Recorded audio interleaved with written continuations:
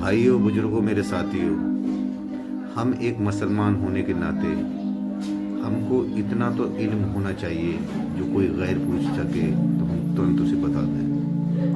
यदि कोई पूछे कि कुरान शरीफ में कितने पारे हैं, तो हमें तुरंत बताने चाहिए कि 30 पारे हैं।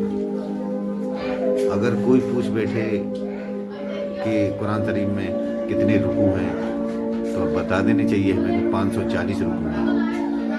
अगर कोई पूछे कि कुरान शरीफ में कितनी सजदे हैं, तो हमें बता देने चाहिए 14 सजदे हैं। अगर पूछ बैठे कोई कि कुरान शरीफ में कितनी सूरत हैं, तो बता देने चाहिए 114। अगर कोई पूछे कि मंजिल, तो मंजिल बता देनी चाहिए 7। अगर कोई पूछे कि कुरान शरीफ में कितने हर्फ हैं, तो 30,22,600 बता देनी चाहिए। भाइयों, बुजुर्गों, मेरे साथियों, अगर कोई पूछे कि ये कुरान शरीफ कितने दिन में नाजिल हुआ था, तो हमें जानकारी होनी चाहिए कि ये 23 साल में नाजिल हुआ था। अगर कोई पूछे कि कुरान शरीफ में सबसे बड़ी सूरत कौन सी है, तो हमें तुरंत बतानी चाहिए सूरे बकरा।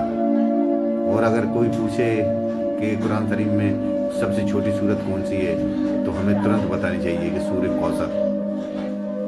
बुजुर्गों, साथियों, मेरे भाइयों, अगर कोई पूछ बैठता है कि ये कितने दिनों में नाजिल हुआ था, कि 23 साल में, और किस नबी पर नाजिल हुआ था, तो हमें बता देनी चाहिए आप सल्लल्लाहु अलैहि वसल्लम पर।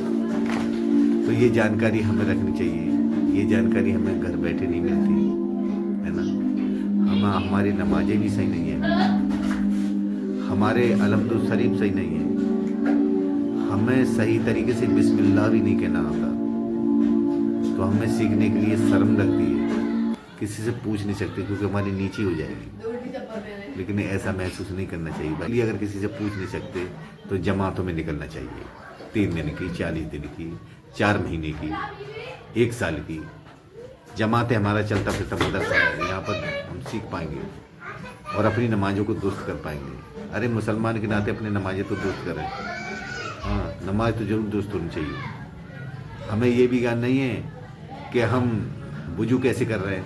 जब हमारा वुजू सही नहीं है, तो नमाज हमारी सही कैसे हो जाएगी। और जब हमारी नमाज सही नहीं होगी भाइयों, तो हमें जन्नत कैसे मिल जाएगी, है ना।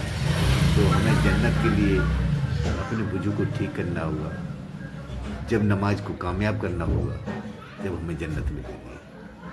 भाइयों, एक छोटी सी और हदीस बताऊंगा। भाइयों, जिस घर में अगर दस्तरखान पर खाना खाया जाता होगा, उस घर में फाका नहीं होगा। ये अपने हुजूर सल्लल्लाहु अलैहि वसल्लम का इरशाद है। भाइयों, बहनों, जो मैंने आपको जानकारी दी है, इसको आगे बढ़ा देना, इसको शेयर कर देना। अच्छी बातों को आगे बढ़ाना, बुरी बात से रोकना, ये सदका है। भाइयों, जानकारी मैंने आपको दे दी। अस्सलाम वालेकुम।